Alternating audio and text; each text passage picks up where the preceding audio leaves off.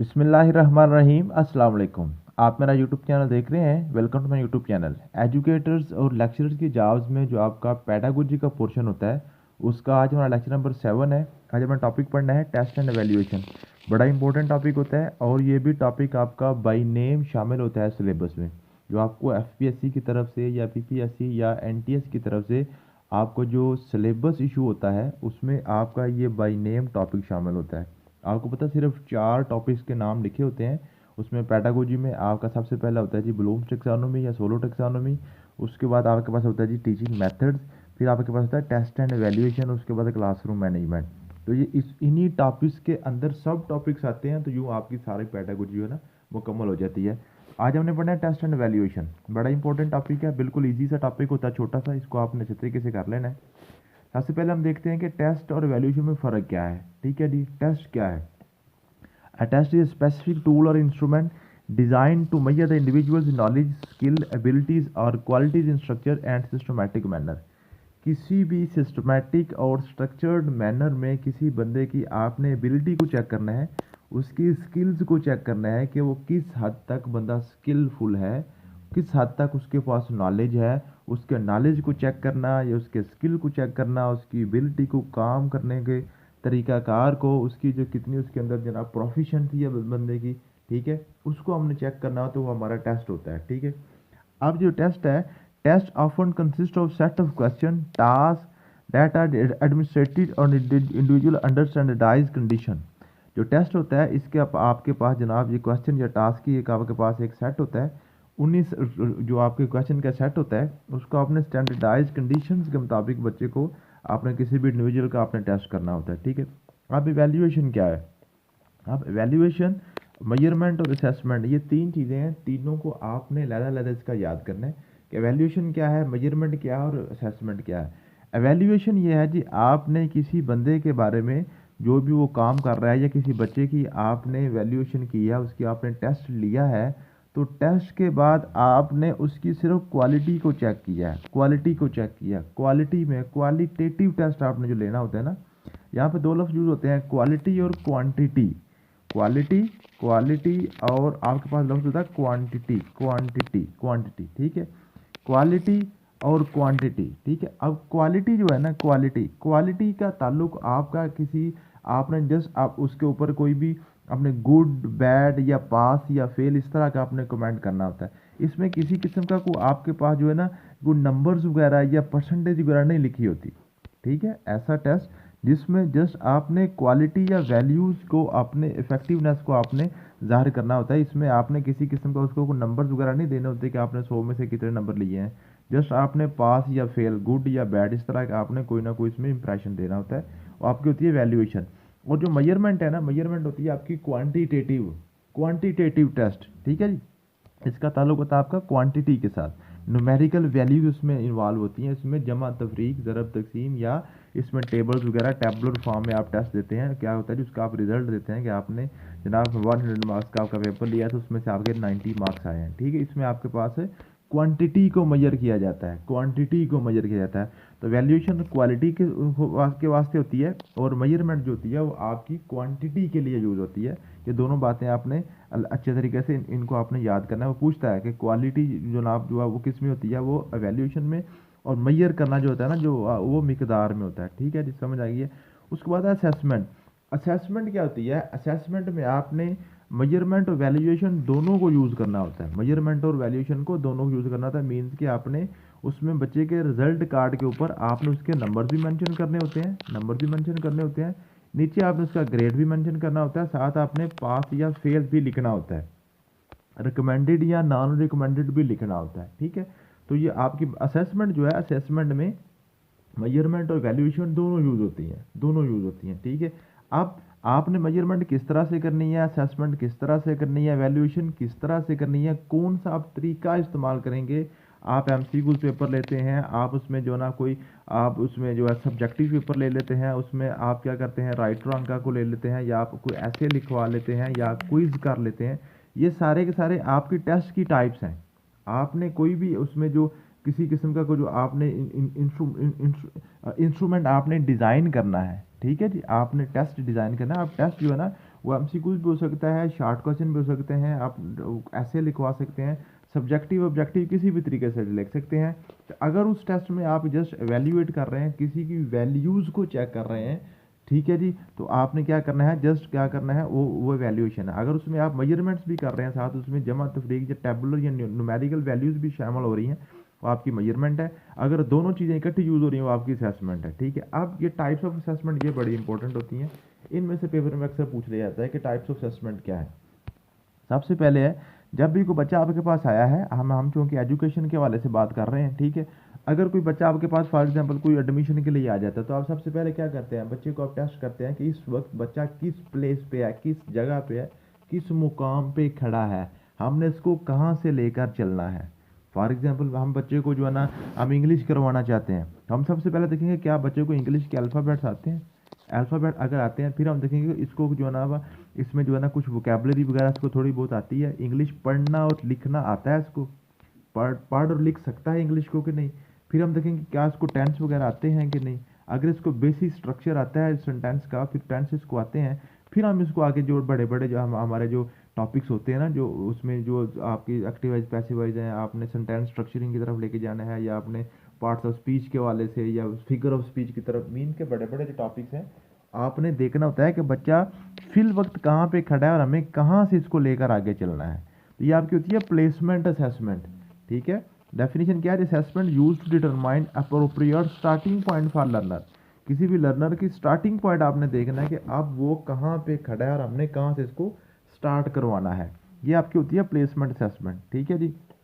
उसके बाद आपके पास है जी फॉर्मेटिव असेसमेंट। फॉर्मेटिव असेसमेंट क्या होती है, फॉर्मेटिव असेसमेंट होती है ड्यूरिंग द सेशन। जब आप पढ़ा रहे हैं किसी को, आप पढ़ा रहे हैं बच्चे को, लेक्चर दे रहे हैं, तो लेक्चर के दौरान ही आप छोटे मोटे क्वेश्चन करना शुरू कर दें अपने ही लेक्चर के हवाले से। जो भी आप उसको टॉपिक पढ़ा रहे हैं उसी के मतलब, जैसे मैं भी आपको पढ़ा रहा हूँ, अगर मेरी आपके साथ लाइव क्लास हो या फिजिकल क्लास हो, तो मैं यहाँ पे क्या करूँगा, साथ यहाँ से पूछूंगा बताएं जी अब टेस्ट क्या होता है, वैल्यूएशन क्या होती है, मेजरमेंट क्या होती है। अभी मैंने आपको बताया, मुझे बताएं वैल्यूएशन और मेजरमेंट में क्या फ़र्क है, मेजरमेंट और असेसमेंट में क्या फ़र्क है। तो साथ साथ ही जो ड्यूरिंग लेक्चर या ड्यूरिंग सेशन ही आप जब क्वेश्चनिंग करना शुरू कर देते हैं, ताकि आपको पता चले कि बच्चों को किस हद तक जनाब समझ आ रही है, उसमें आपको जो ना फीडबैक वगैरह जो है ना, वो सारी सारी इसमें आपको मिलता रहता है कि क्या बच्चों को समझ आ रही है कि नहीं। अगर बच्चों को समझ नहीं आ रही तो मुझे अपना टीचिंग मेथड चेंज करना चाहिए, ठीक है। तो ये होती है हमारे पास फॉर्मेटिव असेसमेंट। उसके बाद अब आपके पास होती है डायग्नोस्टिक असेसमेंट। डायग्नोस्टिक असेसमेंट ये है कि आपने फॉर्मेटिव असेसमेंट की, आपने देखा कि बच्चों को समझ नहीं आ रही, आपने बच्चों को क्वेश्चन किया, जैसे फॉर एग्जांपल अभी मैं आपसे क्वेश्चन करता हूँ, बताएं जी असेसमेंट और मेजरमेंट में क्या फ़र्क है, आपकी तरफ से इसका आंसर नहीं आता, फिर इट मीन्स कि मेरी फॉर्मेटिव असेसमेंट मुझे बता रही है कि आप ठीक तरह से नहीं पढ़ा रहे, बच्चों को समझ ठीक नहीं आ रही। फिर मैं क्या करूँगा, फिर मैं डायग्नोस्टिक असेसमेंट करूँगा। डायग्नोस्टिक डायग्नोज करना मीन कि मैं डायग्नोज करूँगा कि मसला कहाँ पे है, मसला मेरे लेक्चर मेथड में है, या टीचिंग स्टाइल में है, या जो ना बच्चों में कोई लाइट का इशू है, या बच्चे के हेल्थ प्रॉब्लम्स हैं, या उनको अच्छी तरह की आवाज़ नहीं जा रही, या कोई क्या इशू है। फिर मैं डायग्नोज करने की कोशिश करूंगा कि मसाइल कहाँ पे हैं।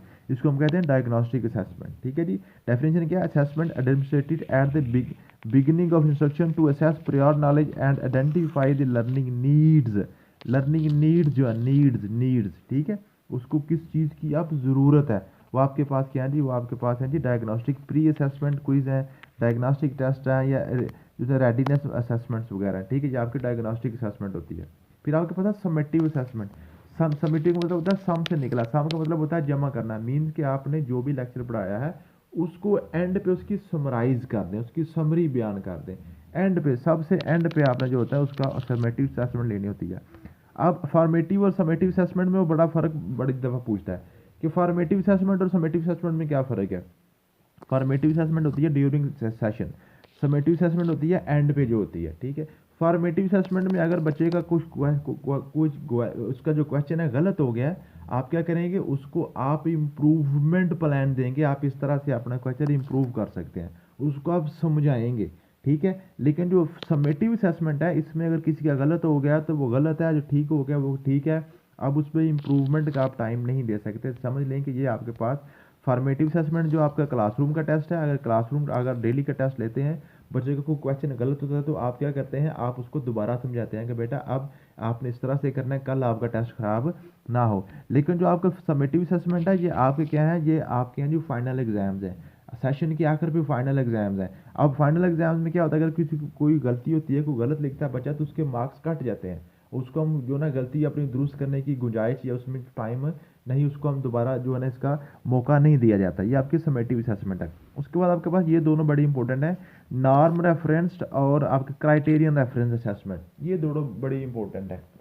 नॉर्म रेफरेंस क्या होती है, आपने क्या किया, आपने किसी एक बच्चे की जो है ना उसको अपने स्टैंडर्ड सेट कर दिया, स्टैंडर्ड सेट कर दिया किसी एक बच्चे की नॉर्म के, आपने रेफरेंस सेट कर दिया। फॉर एग्जांपल आपके पास 50 बच्चों की क्लास है, 50 में से एक बच्चा जिसका नाम फाहद है, ठीक है।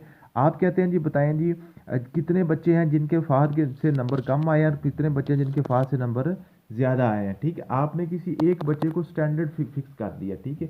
उस बच्चे के कंपैरेटिवली आप चेक कर रहे हैं कि कितने बच्चे ऐसे हैं जो फाहद से ऊपर हैं, कितने बच्चे ऐसे हैं जो फाहद से नीचे हैं, ठीक है। तो ये आपकी क्या है, ये आपकी नॉर्म रेफरेंस टेस्ट है कि आप फाहद को चेक करना चाह रहे हैं कि अब फाहद जो है वो किस लेवल पे खड़ा है क्लासरूम के अंदर, क्या वो टॉप लेवल में जो टॉप परफॉर्मर है या लोअर परफॉर्मर है या मिडिल परफॉर्मर है, ठीक है।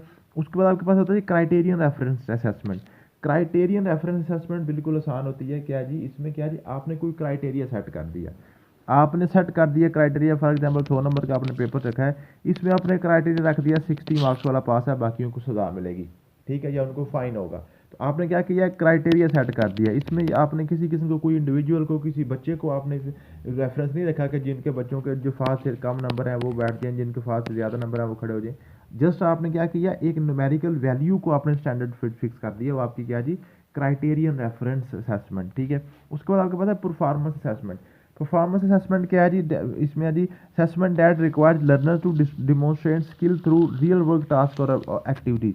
जो भी बच्चा कुछ काम करता है उसको आपने साइकोमोटर डोमेन पे काम किया, उसको आपने कोई स्किल सिखाई है, तो उसको हम कहते हैं आप रियल वर्ल्ड में ये हमें काम करके दिखाएं, ठीक है। उसकी आपने डिमोन्स्ट्रेशन उसकी आपने लेनी है, ठीक है। तो वो आपके पास क्या जी, वो आपकी परफॉर्मेंस असेसमेंट होती है। उसके बाद अथेंटिक असेसमेंट। अथेंटिक असेसमेंट क्या जी, assessment that focus on real world application and performance in context, ठीक है जी। ये परफॉर्मेंस और अथेंटिक असेसमेंट तकरीबन सेम सेम ही होती है, ठीक है। आपने क्या किया, उसको आपने कोई टास्क दे दिया, अपने पास से आपने कोई टास्क दिया बच्चे को कि ये यहाँ पे इस टास्क के ऊपर आप परफॉर्म करके दिखाएं, तो ये आपके पास परफॉर्मेंस असेसमेंट है। अगर आपने उसको टास्क नहीं दिया, जस्ट क्या कहता है, वो खुद ही अपनी डेली लाइफ में वो चीज़ों को यूज़ कर रहा है जो हमने सिखाई हैं, तो वो क्या जी, वो अथेंटिक चीज़ें कर रहा है, ठीक। उसकी वो अथेंटिक असेसमेंट है, ठीक है जी। उसके बाद कहता है सेल्फ असेसमेंट। सेल्फ असेसमेंट क्या जी, सेल्फ असेसमेंट आपके पास है कि बच्चा खुद ही अपनी असेसमेंट करे, खुद ही टीचर अपनी असेसमेंट करे कि क्या मैं अच्छा पढ़ा रहा हूँ, नहीं पढ़ा रहा हूँ, क्या कर रहा हूँ, या बच्चा खुद ही अपनी असेसमेंट करे कि मैं इस टाइम किस लेवल पे खड़ा हूँ, मेरे कितने कॉन्सेप्ट्स क्लियर हैं, वो सेल्फ असेसमेंट है। फिर होती है पीयर असेसमेंट। पीयर असेसमेंट है, पीयर कहते हैं दोस्तों को, एक दूसरे की असेसमेंट करना, दो दो बच्चे होके ना अपने दोस्तों की आपस में जो असेसमेंट होती है वो कहती है peer assessment. Portfolio assessment. Portfolio assessment क्या होती है, पोर्टफोलियो ये बड़ा इंपॉर्टेंट है, पेपर में बार बार आता है, ठीक है। पोर्टफोलियो क्या है, पोर्टफोलियो ये है कि बच्चा जो भी काम करेगा ना, डेली वर्क अपना करेगा, जो जो डेली वो सारे का सारा काम एक फाइल के अंदर लगाता जाएगा, एक फाइल के अंदर वो लगाता जाएगा। जितने भी उसने जो भी काम किया, जो भी उसने होमवर्क किया, कोई भी क्लास वर्क किया, कोई भी प्रोजेक्ट पे काम किया, कोई भी उसने क्विज किया, वो सारे के सारे क्या करेगा, एज इट इज़ अपने एक फाइल तैयार करता जाएगा, ठीक है। उसके अपने जो काम है जितना भी पूरे सेशन में, वो उसको हम कहते हैं पोर्टफोलियो। पोर्टफोलियो पोर्टफोलियो स्टूडेंट का अपना काम होता है। पूछता है वो कि बताएं पोर्टफोलियो में किसका काम होता है, स्टूडेंट का अपना होता है, टीचर का होता है, स्कूल का होता है, या पूरी क्लास का होता है। तो ये स्टूडेंट की अपनी इंडिविजुअल फाइल होती है, यह पोर्टफोलियो असेसमेंट है। उसके बाद आपके पास है जी एनेक्डोटल। एनेक्डोटल भी कहते हैं, एनेक्डोटल भी कहते हैं रिकॉर्ड्स, ठीक। इसमें क्या है जी, इसमें है जी informal notes taken by teacher to record observation of learners behaviour. क्या जी, टीचर अपने पास से इनफॉर्मल रिकॉर्ड को यूज़ करता है। इनफॉर्मल, ये फॉर्मल नहीं है, इनफॉर्मल है, ठीक है। वो अपने लेवल तक उसने रिकॉर्ड करना होता है, उसको स्कूल की तरफ से या ऑर्गेनाइजेशन की तरफ से या प्रिंसिपल साहब की तरफ से हुक्म नहीं होता कि आप जो है ना एनेक्डोटल जो है ना जो रिकॉर्ड रखें, वो बच्चे का बिहेवियर जो है ना, बच्चे का जो एटीट्यूड है, उसकी जो दूसरे स्टूडेंट्स के साथ जो उसका लेन देन है, बच्चे का जो उसके मामलात हैं, उसका जो इखलाक है, उसके वाले से वो टीचर रिकॉर्ड करता है कौन कौन सा बच्चा कैसा बिहेव कर रहा है। ठीक है जी। उसके बाद rubric based assessment, assessment using pre determined scoring criteria and levels of performance. ठीक है जी। आपने आपने प्री डिटरमाइंड स्कोरिंग कर दी, आपने पहले से स्कोर सेट कर दिया कि हम जैसे पाकिस्तान में 40 वाला पास है, बाकी सारे फेल हैं। ठीक है, उसको हम कहते हैं rubrics based assessment. Standardise testing क्या है जी? स्टैंडर्डाइज टेस्टिंग ये है कि uniform assessment administered and scored consistently to ensure fairness. ठीक है जी। जो आपने फेयरली जो जो असेसमेंट करते हैं उसको स्टैंडर्डाइज टेस्टिंग कहते हैं। ठीक है, फेयरली मीन के किसी किस्म के कोई फेवरेटिज्म से पाक हो, उसमें किसी किसी को कोई अकरबा परवरी ना हो, किसी को कोई फेवर ना दी गई हो, बल्कि क्या पूरे का पूरा 100% मेरिट के ऊपर जो टेस्टिंग होती है, जो असेसमेंट होती है, वो आपकी होती है जी स्टैंडर्डाइज टेस्टिंग होती है। फिर आपके ऑब्जर्वेशनल असेसमेंट है, जैसे नाम से जाहिर है कि आपने इसमें बच्चे से कुछ लिखवाना नहीं है, कोई उसको टास्क परफॉर्म नहीं करवाना, आपने चुप करके साइलेंटली उसको ऑब्जर्व करना है, ऑब्जर्व करना है, ऑब्जर्वेशनल उसकी असेसमेंट है। ठीक है जी, समझ आ गई है। उसके बाद अडेप्टिव असेसमेंट, अडेप्टिव असेसमेंट क्या है जी? Assessment that adapts question difficulty based on learner response. क्या है जी?